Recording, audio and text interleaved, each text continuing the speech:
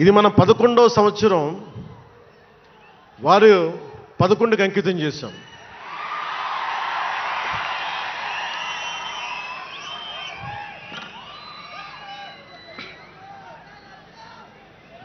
Love you two.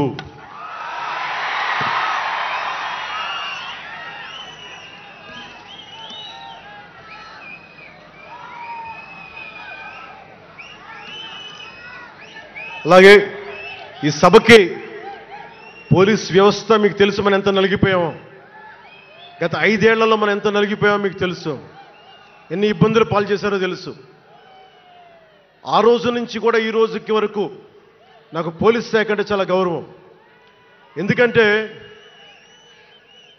Police శాఖకి స్వయం నిర్ణయాలు చేసే హక్కు ఉండదు, డ్యూటీయే ఉంటుంది.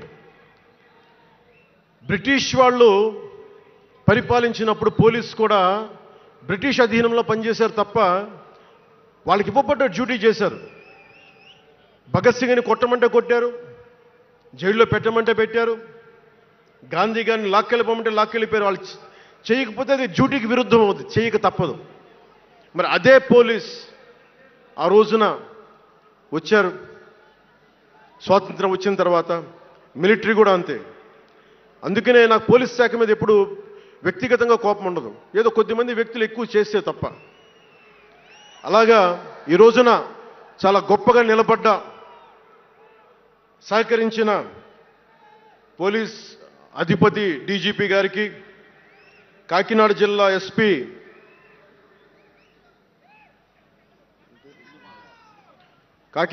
ఎస్పీ బిందు మాధవ్ గారికి, కలెక్టర్ శ్రీ షణ్మోహన్ గారికి, రెవెన్యూ అధికారులకు, ఇతర పోలీస్ అధికారులకు, మున్సిపల్ అధికారులకు, బందోబస్తు డ్యూటీకి వచ్చి అన్ని జిల్లాల నుంచి వచ్చిన నలిగిపోయి ఎండలో ఉన్న నా కానిస్టేబుల్ సోదరులకు, ప్రతి ఒక్కరికి పేరు పేరున నా హృదయపూర్వక ధన్యవాదాలు, హృదయపూర్వక కృతజ్ఞతలు.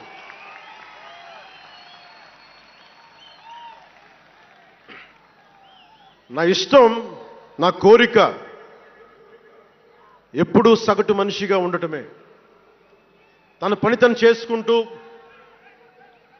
ఉండటం, ఎవరి జోలికి వెళ్లకుండా ఉండటం, బతికేయడం, తన కుటుంబం వరకు జీవితాన్ని కుదించడం, సగటు మధ్యతరగతి మనిషిగా బతకాలనేది నా కోరిక చిన్నప్పటి నుంచి. మా నాన్న కోరిక ఏంటంటే, నేను ఇంటర్ చదువుతున్నప్పుడు, అరే నేను డిగ్రీ చదవలేకపోయి, నువ్వు డిగ్రీ చదివి కనీసం నువ్వు ఎస్ఐగా సెలెక్ట్ అయితే నువ్వు కనీసం డిఎస్పీ కంటే కొంచెం పై ర్యాంక్లో నువ్వు రిటైర్ అవుతారు అని చెప్పాడు మా నాన్న. దురదృష్టవశాత్తు నేను డిగ్రీ చేయలేకపోయా. కానీ నేను అంటే నాకు అంతకుమించి కోరికలు లేవు, అది చెప్పడానికి నా ఉద్దేశం.